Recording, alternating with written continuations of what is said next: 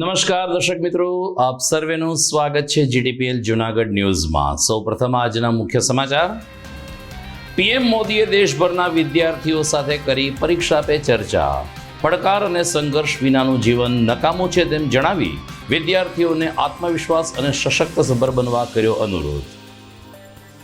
રાજ્યપાલ આચાર્ય દેવવ્રતે જ્ઞાનબાગ ગુરુકુળ ખાતે પરીક્ષા પે ચર્ચામાં ભાગ લઈ નવા બનનાર વિદ્યાભવનનું કર્યો શિલાન્યાસ।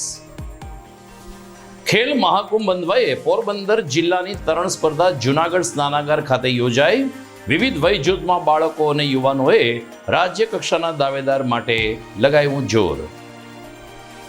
ગિરનાર દરવાજે પ્રસ્થાપિત આદ્ય કવિ નરસિંહ મહેતા પ્રતિમાના સ્થાપના દિવસની ઉજવણી અપનાગર ખાતે યોજાયો કાર્યક્રમ।